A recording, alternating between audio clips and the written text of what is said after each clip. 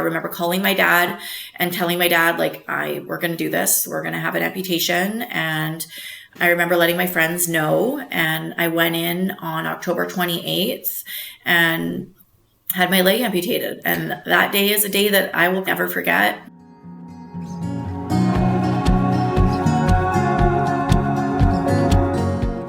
Hi everyone, I'm Talia. Welcome to Tales of Triumph, the Love Medals podcast, where we share stories of victories in life and courage in the face of adversity. Thank you for celebrating perseverance, purpose, and love with us today. We invite you to join our community by subscribing now and finding inspiration from victories big and small. Your engagement and support mean a great deal to us, enabling us to grow and inspire even more people. Today's episode is extra special as we celebrate an incredible milestone with our guest, Kim Kuchko.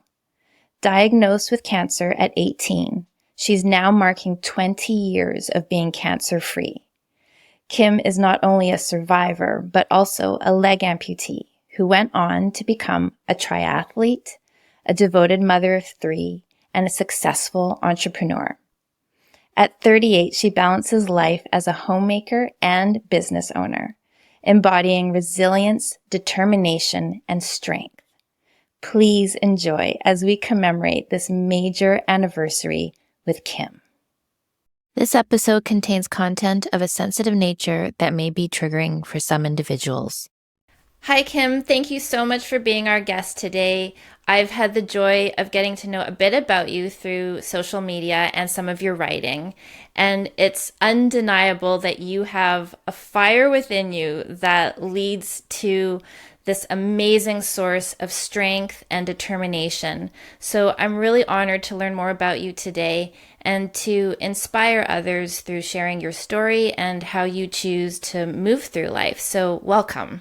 Thank you for having me, Talia. I'm excited to be here. Me too. So you were 19 when you found out you had cancer. What was life like before then? Well, I was technically 18 when I was diagnosed, but it was right before my 19th birthday. Life was pretty normal. I had just graduated high school and I was working 2 different jobs in a salon as a receptionist, and I was also working as a hostess in a new restaurant, Moxie's. I played sports. I was still playing softball, which I loved, and I was working out at a local gym, just always like super physically active, just like living that like post-high school life. Yeah. So then can you share with us the moment that you learned about your cancer diagnosis and what that was like for you? Yeah, so I was actually on a baseball tournament in Kamloops with my team, and I had played with these girls for many years, and I'm a catcher, so normally in the catcher position, but in this one inning, for some reason, I was playing left field, and someone hit the ball out to left field, and I jumped up to catch it, caught it, and when I landed, something just felt wrong in my legs. I continued playing for the rest of the tournament, and when I got back from Kamloops, I went and saw my doctor, and he very nonchalantly was like, "You must have pulled a muscle, like you're a healthy girl, and let's get you into some physio." So we proceeded with that, and I continued working my 2 jobs.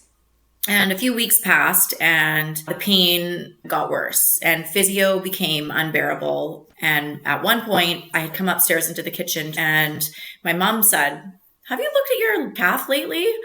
And I was like, "Well, yeah, but not really. I can't really see it from behind. But yes, it's painful." And she was like, "You need to go get that checked out again."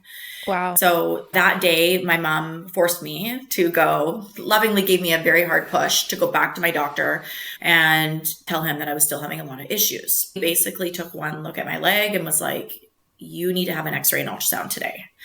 So I called my mom and kept her in the loop. And then I got in my little Honda Civic and I drove myself to Langley Imaging and had my x-ray and then had my ultrasound. And the ultrasound definitely did not go as expected.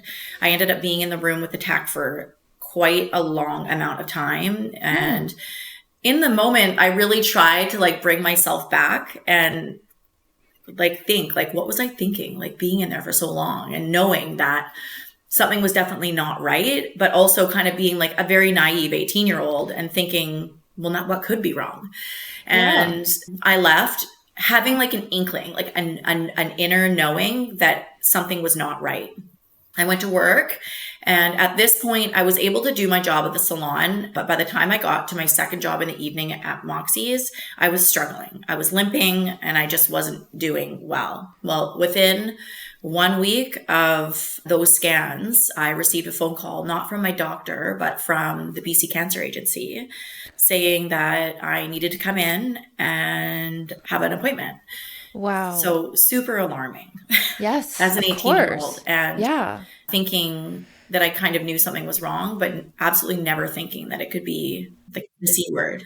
Being a teenager already is such a confusing and intense time for a person. So how did you manage that for yourself when having to add a life-threatening situation to the mix?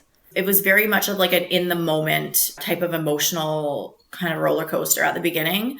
My parents are separated and I lived with my mom. So my mom took me to my appointment at the cancer agency, to which my dad met us there. So we were there as a family, and we basically sat down in front of a team, and they let me know that they believed I had some sort of a cancerous tumor and that I needed to proceed with further testings, MRIs and a biopsy and so forth. So we went forth with that. And at this point, looking back, it's really blurry. The time frame of when all of these tests happened, there's very specific things I remember. I remember going in for the biopsy. I remember them using some sort of a tool that basically shoots something into my calf and pulls out tissue, but I don't remember the pain. I have no recollection of pain. And I also very vividly remember having my full body scan and going into the machine, and they put headphones on you and you have to lay very still. And I remember Stairway to Heaven playing on the headphones. Wow. And I was literally going, is this a joke? And in that moment, I remember feeling sudden claustrophobia and fear, like a very deep rooted fear of mostly of the unknown, of why am I in here? What is happening? A sense of complete and utter non-control. Yes, of what was happening. I grew up listening to a lot of music like that because of my dad. There was always music in our household. So it really, like, music has always been something that I've always like really, it resonates with me, especially when I'm going through things. And absolutely. Life soundtrack. Yes, absolutely. And to this day, it's almost like that trauma that my body can still feel when I hear that song. Oh, I can only imagine. So after that, I was diagnosed with osteogenic sarcoma, which is a rare and aggressive bone cancer. Okay. Mine was in my lower right calf, kind of in the middle area. And the reason I was in pain is because it had fractured one of the bones in my leg. Got it. And it was doing its job as a cancer to destroy. And destroy my body was what it was doing. Wow. So very quickly, my team came together and told me what my options were. I remember leaving the hospital and feeling like, this isn't a big deal. Like, I got this. And I remember my dad sitting beside me saying, we're going to handle this. Like, don't worry. Like, we're going to handle this. And my mom was very stoic. She's always been someone that like really can be quieter when she's taking on information. Yeah. And at the time, they had given me a couple options. And in the given moment, I knew I was going to have to start chemotherapy. It was going to start in a couple weeks. It was going to be a couple weeks before my 19th birthday. So I was going to be treated as an adult, not as a child, which in the cancer world can be very daunting. Being in an adult oncology ward and being in a children's oncology ward has a very different vibe. So the other options that they were kind of discussing with me at this point was the fact that I was likely going to have multiple surgeries, and they were going to be potentially a limb sparing surgery where they would do a resection. They would take my latissimus from my back and titanium, and they would basically rebuild my leg for me, removing the tumor and whatever cancer clean margin lines they could get. And then leaving me with a kind of rebuilt leg, potentially a drop foot, which means you don't have the control over your foot. Your foot can just kind of drop like this. Okay. So you have to wear a brace. Got it. And that had a fairly low survival rate and paired with chemo. And then the other option was doing an above knee amputation, only a 5% higher survival rate than the resection, but 5% nonetheless. After this appointment, I had to digest. Yeah, of course. I remember going into my room and just like processing. I remember calling several friends. I remember calling one friend in particular that I've been friends with since I was like 14. I'm still friends with her. I remember calling her and telling her, and I remember her like despair in the moment. And I remember immediately being like, I got this. Like, don't worry. Like, I'm going to be fine. Like, everything's going to be okay. And just being very like optimistic about it. It was very surreal. Yeah. Well, I remember you mentioned in your writing that it was harder for the people around you to accept than it was for yourself. And I'm curious, how did you balance handling what was happening for those around you with tending to your own needs? I think at the time, I would say that I just was very strong. Like my mom, I was quite stoic, and giving my friends reassurance about how I was going to be was the way I handled it, taking care of their feelings. Now, as a mother, looking back and like kind of reliving it and actually processing it, I think I internalized a lot. Got it. Yeah. Because it was too much. It was too much for my 19, 18-year-old brain to comprehend, knowing that what I was going to have to face, and also dealing with my own feelings. I felt that it was safer and easier to deal with my family and my friends' feelings. I remember my dad sitting beside me and my surgeon and saying, well, she can have my leg. And I remember laughing and saying, I don't want his leg. Parents do. And that's my dad.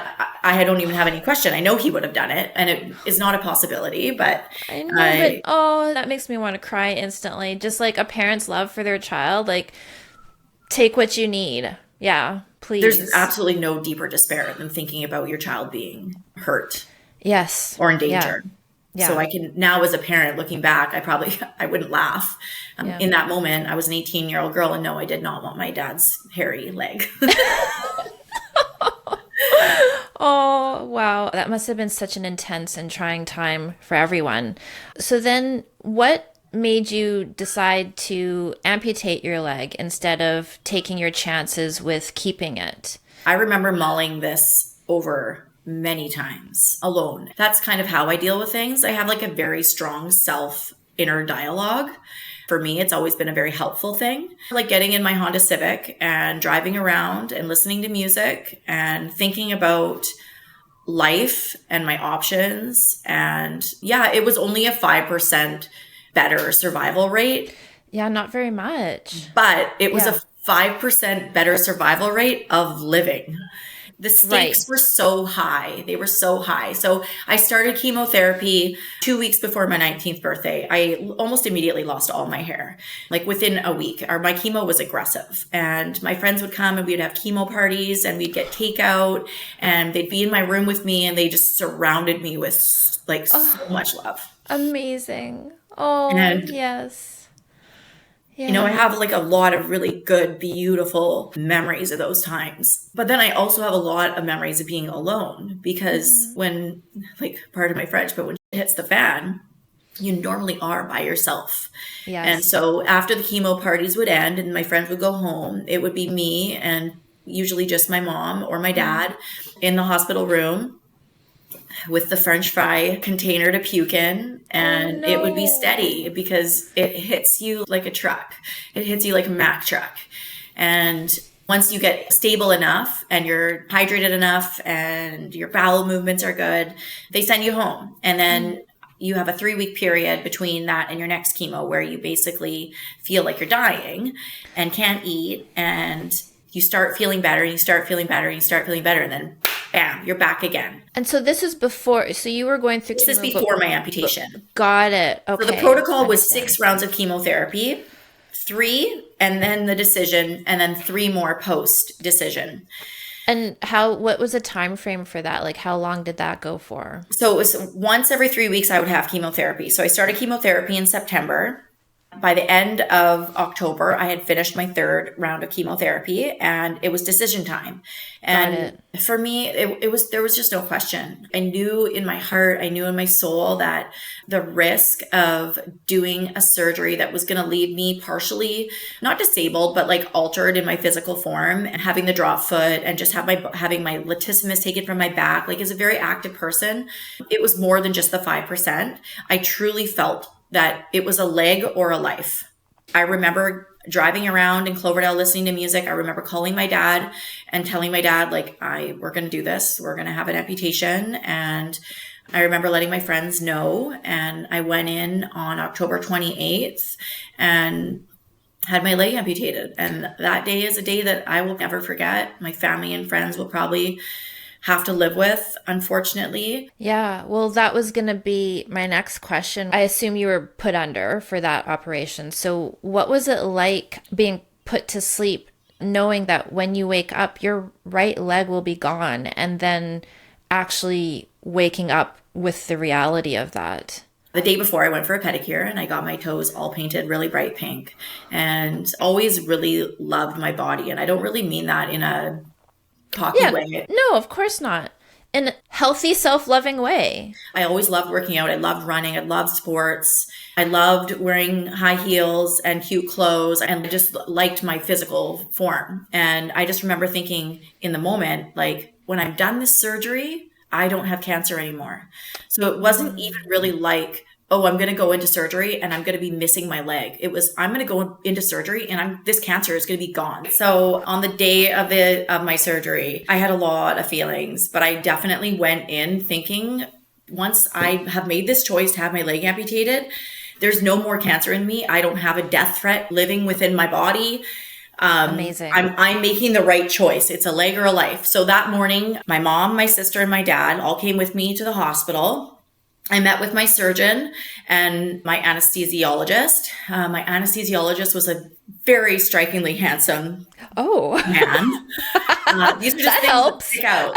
And I remember thinking to myself, well, this sucks. Like, I have no hair and I'm like so skinny, and this handsome, like brilliant man is like administering these drugs. Like, come on, like how unfortunate. And this is what I'm thinking about on the day that I'm having my amputation. Oh my God. Okay. And then we met with my surgeon, who they do a epidural and then they put you to sleep. So I went to sleep, and I remember waking up and there was a big window in front of me and I could see the Vancouver skyline because I only had 5 pink toes. Wow. I just couldn't stomach it. It was like a ton of bricks landed on my stomach, and I started throwing up, and I rolled to the side and I started throwing up on the floor. And within seconds, there was nurses around me. It doesn't help that I don't do very well with anesthetic, but I think it was an accumulation of course, just the shock hitting you. And then the feeling of losing a limb when you lay in a bed and you can feel your body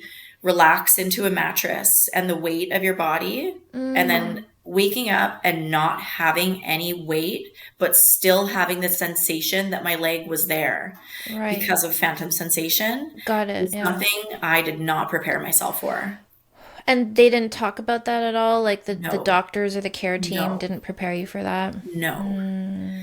Things that were overlooked that I look back at now that I wish were like a little bit more thorough. But when I started chemo, they didn't discuss any sort of fertility measures for me. Oh, okay. So I did not save eggs. Got it. And there was no options given. Yeah. So there was just little things that I think at my age just thought I wouldn't be affected by maybe. And then also just the expectation of what life is like after losing a limb. There was no education. There was no, this is what you might feel like when you wake up. And right. So then in light of that, what were some of the physical and mental challenges you faced while adjusting to your new reality as an amputee? So the first 5 days that I was in the hospital, I actually don't remember. And I've only heard stories like through friends. I have very like minimal memories. I remember there was a pole above my bed that went right along, and my family and friends had bought all these stuffed animal flowers that they twined around the pole. So there was all these brightly colored flowers going up and down. Beautiful. But other than that, I don't really have any recollection. And then it was basically going home.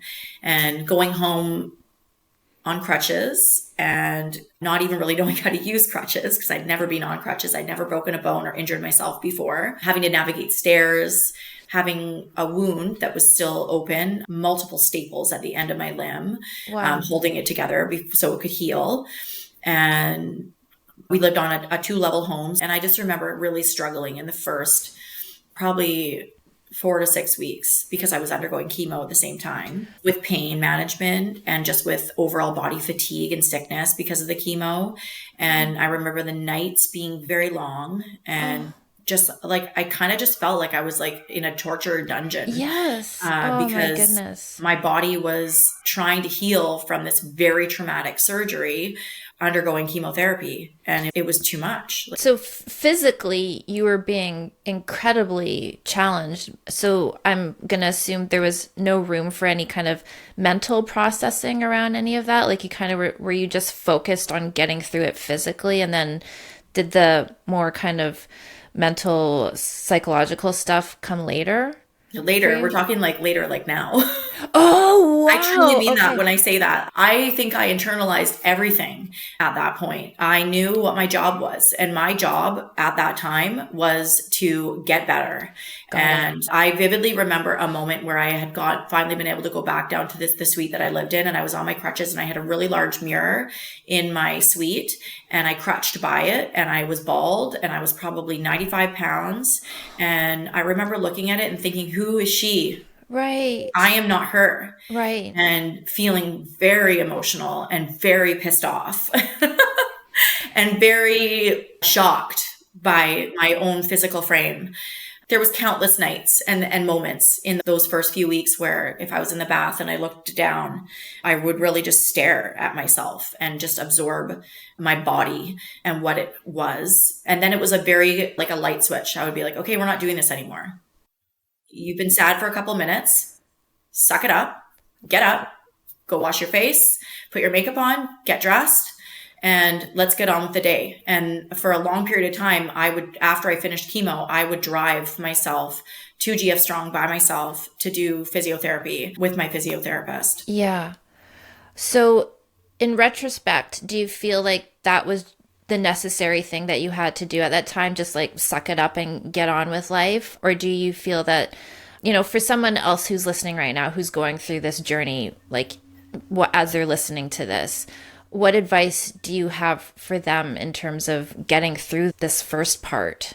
I think you just have to accept that it's ugly, that you're going to have moments where you weep for yourself and that you feel like damaged and that you're not in control. And then you literally have to pick yourself up and tell yourself, okay, the rest is in my control. Over. And I do have control for my happiness and I do have control over my health. If I beat cancer, if me amputating my leg has ended this sickness inside of me and this threat that was to my life, then I have control over the rest. I need to get up. I need to go get my prosthesis fit. I need to do the exercise that my physiotherapist is telling me. I need to grin and bear it with doing things that are hard. And I need to adapt because if I can't figure this out, I'm going to make my own life miserable. So looking at it now, like in hindsight and as a mentor to other people, I've worked as a peer mentor for many years since losing my leg. And unfortunately, you do have to do hard things. There is no nice way of saying this is absolutely life altering and it's devastating. But eventually you're going to have to put that aside, let yourself be sad, and then turn it off and do what's proactive for yourself. It does sound hard or hardened, maybe to some, but that's how I've done what I've done. It's come back from really dark places is by acknowledging that it sucks, acknowledging that it hurts, and also acknowledging that I have the power to. Yes. Oh, beautiful. I love that, Kim. That's amazing. And so you speak about sadness, but then there's also fear, which is like, another very crippling emotion and different than sadness. So what advice do you have for someone where fear is getting the best of them? Oh, fear is hard because fear it's like an anxiety and it's like something that you almost don't have control of. And thankfully for myself, I do feel like I'm very mentally strong. I mentioned to you earlier that I have like a very strong inner dialogue with myself, like sitting down and finding a quiet place or a place where I feel at peace with music or whatever, and talking to myself, praying. Some may say they're talking to someone else. I had many moments when I was going through chemo where I would pray and manifest or think about being healthy and not allowing the fear of what is happening inside my body control what my mind was doing. And I knew that if I spiraled into a place where all I thought about was my body being destroyed and my body being ill, that would be my state. That would be my state of mind. That would be my state of life. And I know that's a really big thing right now. Like everyone's very self-aware about their feelings, and they're very self-aware about like manifestation and creating a life and a mindset that helps get them to certain places. But I had this in me from a very young age, and a very innate feeling inside me at the time of going through cancer, where if I did not control my thoughts and if I did not aspire to be better than what I was doing, that I knew that I was going nowhere. Yeah. Amazing. That was going to be one of my questions, is if you ever have thoughts of it coming back and then how you handle that. So I think you've answered that, where you engage with your inner dialogue and you say like, no, I'm not going to live like that. I'm not going to. Yeah. And they do. Those thoughts come back. And having cancer, it's not something that you just like close the book and then that's it. Maybe for some people it is. I would love to chat with someone who said, oh, I had cancer and I never ever thought about it again. Like, I don't know what blissful world that is. I don't live in it. I don't know anyone that lives in it. It hangs over you like a very dark cloud. And I always go back to mental toughness and the ability to change your thought process when anxiety strikes or fear strikes. So when I have those feelings that something could be going wrong inside my body and that I could have cancer again, which does happen. I am not a perfect person that thinks that I'm invincible by any means. I'm thoughtful of how fickle life is. So when I go there and I find myself getting stuck in those feelings, it is a very swift change inside my brain where I think, okay, this isn't good for me. These thoughts are not healthy for me. I do not want to stay in this moment. I don't want to live with this feeling on my chest and in my heart and in my mind. I need to refocus. And that's what I do. I will focus on something else. I'll focus now. I have these beautiful children that I can focus on. I can do a workout. I can listen to music, which I've said has been a really great outlet for me through adversity and struggle. I totally get it. And I was kind of chuckling earlier when you said this, that you were driving in your Honda Civic, because that's what I had. I had a Honda Civic and I would go for drives. I still go for drives in my car and I'm like, it's not a Honda Civic anymore, but I listen to music and I process and I call it my meditation drives. I love it. Yeah. So I think it all comes down to also really romanticizing your life. And I think that music is such a beautiful way to interpret your feelings and also to get into your feelings. There's a song that I love, and somewhere along the lines it goes that like listening to sad songs makes you happy. It makes you smile. And it does for me, because I feel peace in allowing myself to feel sad. Yes. I feel immense gratitude that I'm healthy and happy, but that I have sad moments, and music helps me appreciate that more, and the beautiful moments and the struggle moments. And sometimes it just really helps me feel the feels. Yes. Yeah, feel the feels. And so what I'm hearing, and which is what I do as well, is I've gotten to a point where I allow myself to have the feelings. And then once you've done that, then it's like, okay, let's like refocus. Let's move forward from this. And it's really important to be able to do that. Well, I think that just shows that your ability to be present. Yes, to really ground yourself in a moment.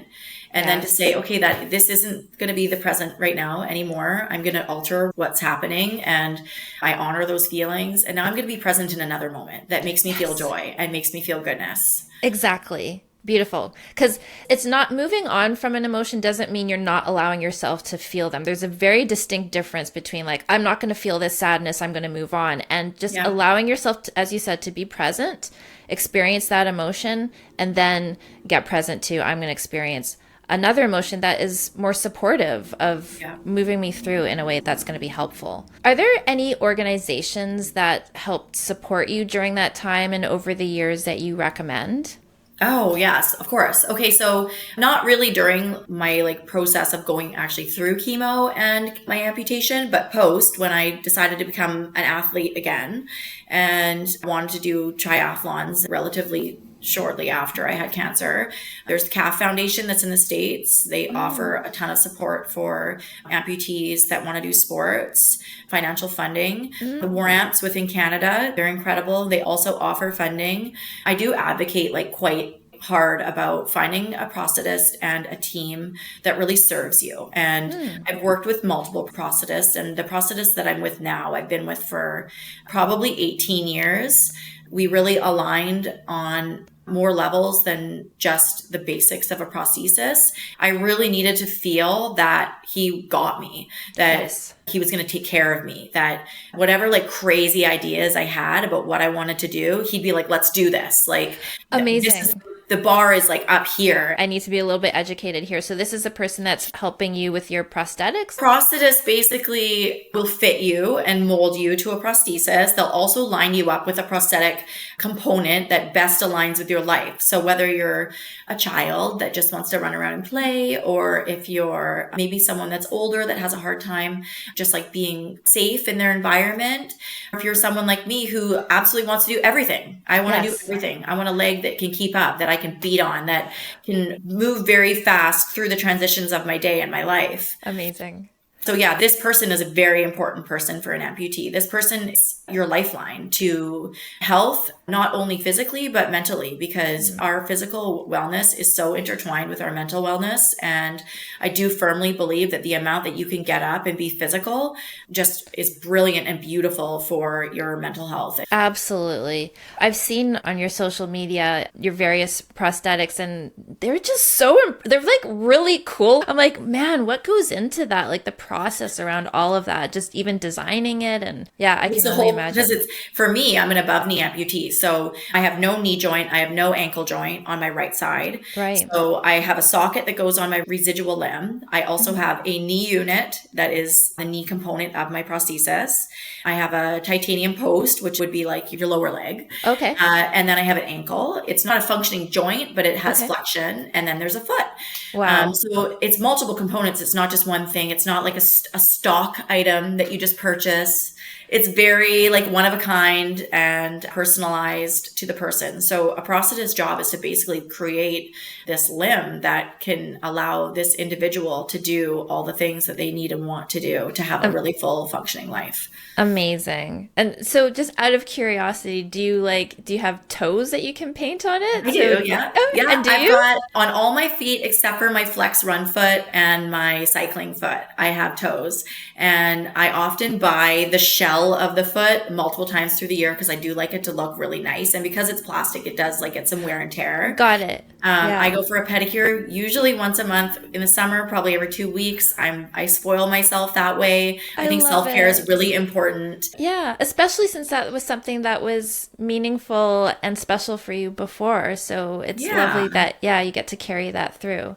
So yes, you mentioned that you pursued athletics and became an adaptive athlete competing in triathlons. What motivated you to do that, and what does the finish line represent for you? Oh, okay. The finish line basically represents almost nothing because it's actually the work put in, the ability to actually teach yourself how to run and teach yourself how to cycle and to swim, because that's what a triathlon is. And just the overcoming that this is probably, to me, a triathlon. It's probably the hardest sport you could do. It's just impressive. And I've always been inspired by triathletes. And that was purely it. It was, what could I do that would really challenge my physical being? And in turn, it did challenge my mental being, because it's not for someone who thinks that they're great at everything. And I've said that a few times about triathlon, is that I'm actually not the athlete that is naturally good at everything. I am the athlete that has the most heart, that can work the hardest, can fall down and always get back up. I by no means had perfect running technique. I had grit and tenacity. Tenacity and just an absolute unwavering love of doing things that are hard. It's talking about it makes me want to do it again, even though I said I would never do it again. Do it. I'll come and cheer you on. I'll be there with a sign. Yeah, you know what, I lived it though. And for me, during that time of doing the triathlon, I had just gotten married and my husband and I had just started a business. And I kind of said to him, like, look, I really want to do this. I feel like I just need to fill this bucket. And it did create a little bit of tension within our relationship because I was so dedicated to it. But he supported me through and through. And during this time, I had also been told that I was likely infertile because of the chemo and that I didn't save eggs.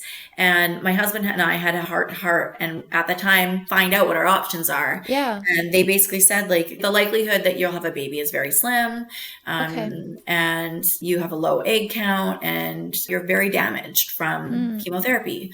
So I did what I always do, which is everything in my power to make myself healthy. We decided to start trying. And right before I went to nationals in Edmonton, I found out I was 8 weeks pregnant. So I ended up competing my last triathlon pregnant with my daughter, my firstborn. Just like a full you're incredible. Honestly, like, wow, that's just so beautiful. Your story, I feel like crying. What a beautiful gift to give yourself and also for life to give you. I felt very at peace. And I remember before competing, I remember thinking like, well, I'm going to go to the Paralympics. Like, this is what this is all about. Like, I'm going to go to Rio and this is my path and I'm this athlete now. And then it was like, God was like, no, this isn't your path. And I remember being actually very stubborn about that. But I vividly remember having my first baby, my daughter, Kira, and thinking, girl, you're it. This is it. And everything else just went away. I continued my working out, but I stopped training for events.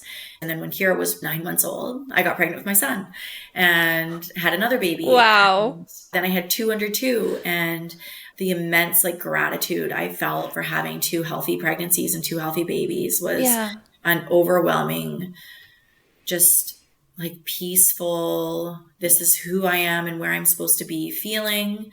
Beautiful. I ended up having a third. I got my first daughter and then I've got my son Knox and then I had a third Camden and they're it for me. I so enjoy just like basking in motherhood and just being in this season. Amazing. Is there anything else that you have to add to that in terms of like things that you're just so grateful to be able to experience? I think just life in general, it just hits you different. I'm not really like an overly emotional person. I have such immense gratitude for being a mother though, because it came out of left field for me. There's nothing on this earth that is more important to me than my children and my family. Yeah. So they are my pot of gold. Outside of that, things that have made me really proud are certainly things that I have overcome. I have a resilience within me that came very natural. I grew up living like a few doors down from my high school. And one day I was on a walk after having cancer and I ran into my high school biology teacher and he looked at me and he said, Kim, I never for 1 second thought that you weren't going to get through this. He's like, I know your spirit. I know who you are. And that's kind of how I felt the entire time. Like going through chemo, going through the amputation, like I just always pictured health. I always pictured coming through it. I never let myself think like this is what's going to take me out. And there was no question in my mind. I still feel that like your life unfolds in front of you exactly how it should. And that I'm meant to be right where I am. Absolutely. You're built the way you are for that reason, to serve your life. Yes, exactly. That's why I love sharing your story and these kinds of stories in general, because it's so important to recognize that you are built for the experiences that you're meant to have in this lifetime. So believe in that and believe in your abilities to make it through. Shifting gears a little bit, how has your perspective on beauty and body image evolved through all of this? Well, you know, there was some times that were obviously very dark and difficult. Having an amputation at the age of 19, when you are like fairly in tune with your body and into fashion, was a blow. It was hard to kind of figure out what to do with myself.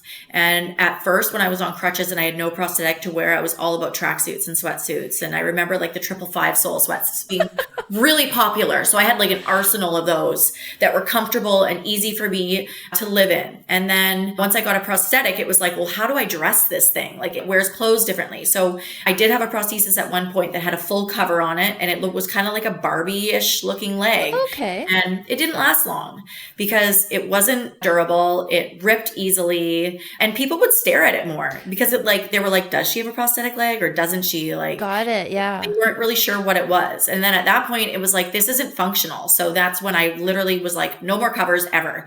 And just went with the very robotic. Yeah. I love it. I love that look. Yes, me but too. It's hard to take on other people's stares and other people's feelings and perceptions. So Understood. When you're a young woman of 19 to 25, people sometimes aren't afraid to say like, well, that looks weird or that's different. And the comments they don't come from like a rude, insensitive place. They come from a place of them truly not understanding. Got it. How you can process it. My body is definitely not like everybody else's, but I can very confidently put on a bikini and walk around a pool, and I'm not always comfortable with the stairs. Sometimes it is hard. Let's just say, for example, I'm at a pool in Cabo, and I'm not joking when I say every single person is staring at me because they just don't see it all the time. Right. And I'm often carrying a baby or have 3 babies trailing behind me, and people stare. And that has been very difficult to get used to. I don't love being the center of attention.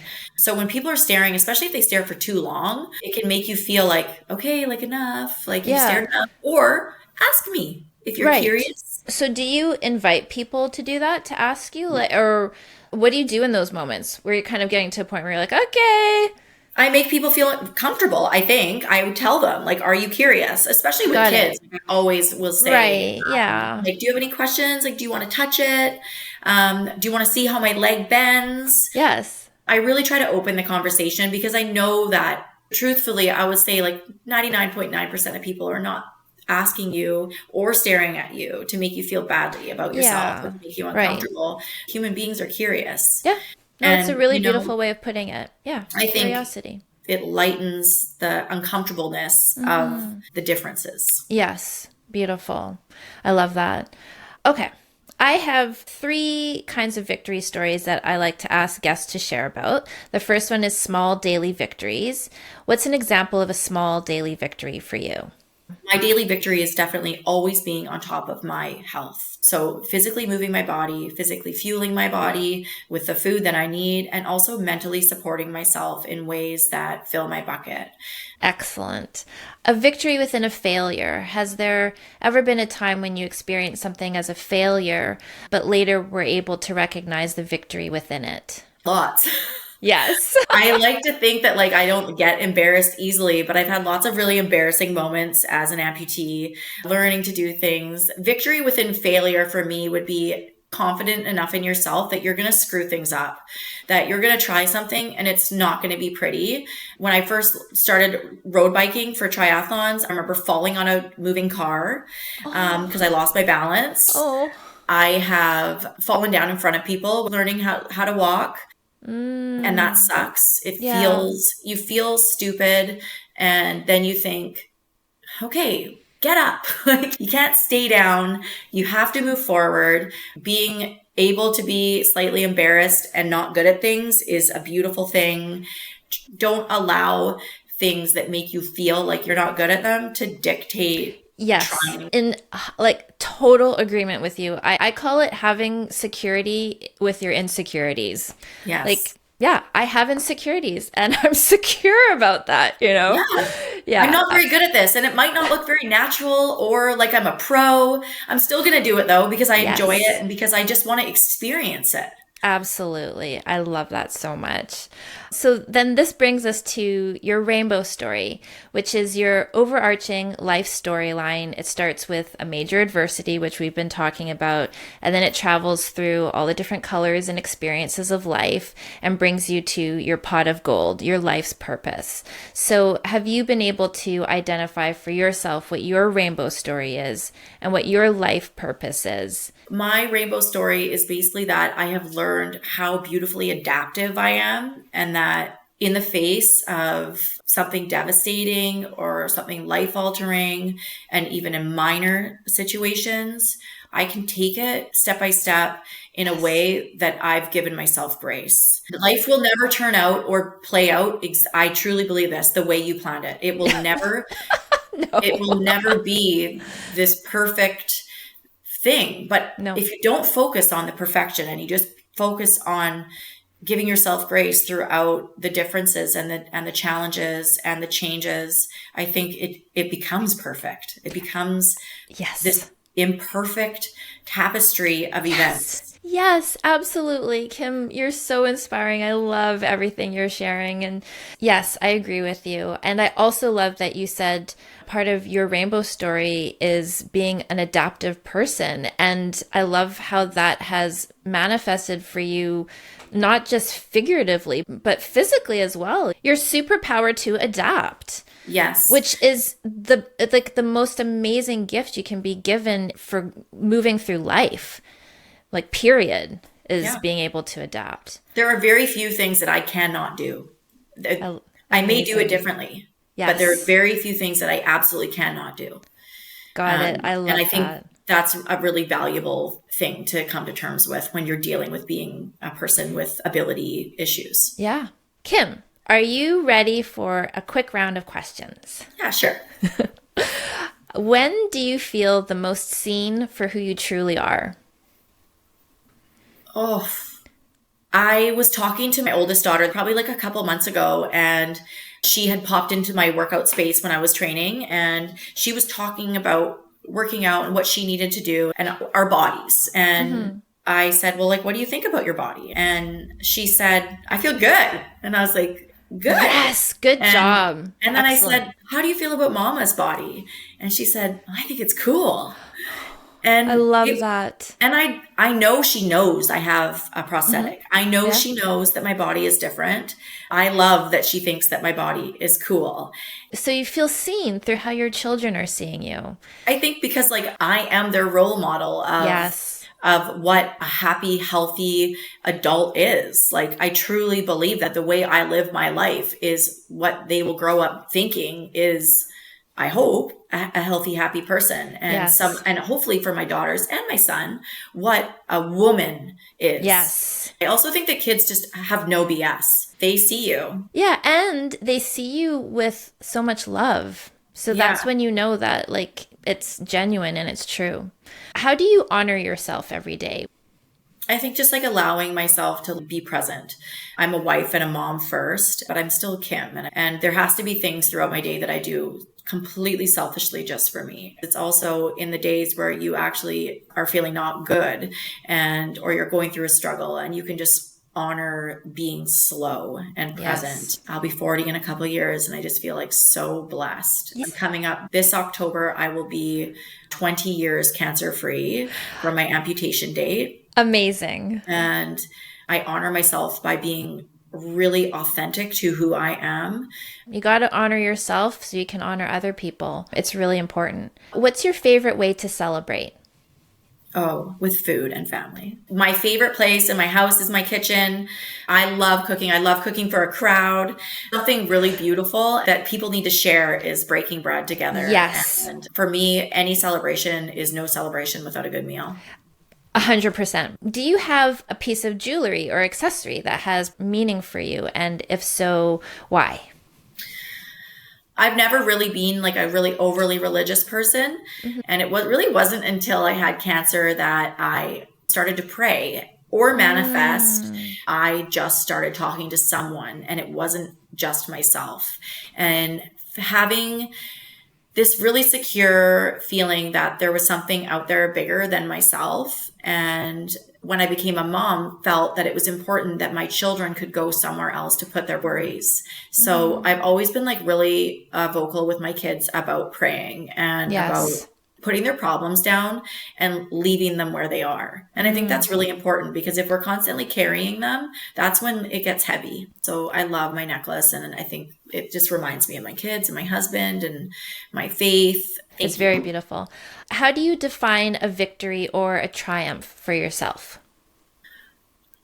I think just being content with the present. I think being truly, genuinely happy with the decisions that you have made that have led you where you are, and knowing that whatever you have set out to do, you may not be going on a direct path to it, and it may waver and it may go up and down. It's like a roller coaster. It will. It will. It will. I think being able to find victory in small things and the journey. Yes, 100%. Yes. And that's kind of what I said 100%. about triathlon too. When you're like, how did you feel? What did the finish line mean to you? Yes. It wasn't even the finish line.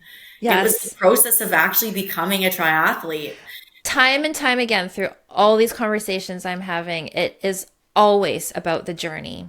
Always about the journey. We get so fixated on what that end result needs to look like for us, but it's never about that. And once you get that, it changes everything. Well, because that's your first surefire sign that you're not living in the present. If you're constantly focused on the end result or the next thing, you're not truly in the present and you're just missing it. You just you're missing it. Yeah. Kim, it's been such a pleasure talking to you. I am so overjoyed to learn more about you. You're so special and you're strong, not just physically, but you have such strength of character and heart. And I'm just incredibly inspired by you. And I really hope that everyone listening has enjoyed hearing about your story. Thank you for your generosity today. It's been such a joy.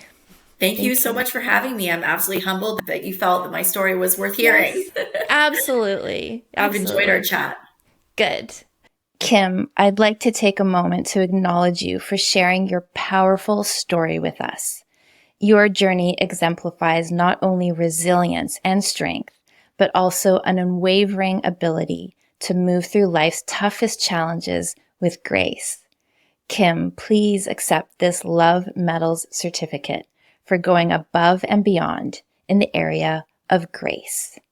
This certificate is a tribute to the way you've embraced your story with dignity and how you remind us all that even in our toughest moments, we can find a way forward. If you'd like to connect with Kim, we've included her contact details in the show notes. Thank you to those listening or watching. I see, honor, and celebrate you. Because I want my love medal to show, but my hair keeps going like right in front of it. The struggle of long hair. Things my husband will never understand as a bald man.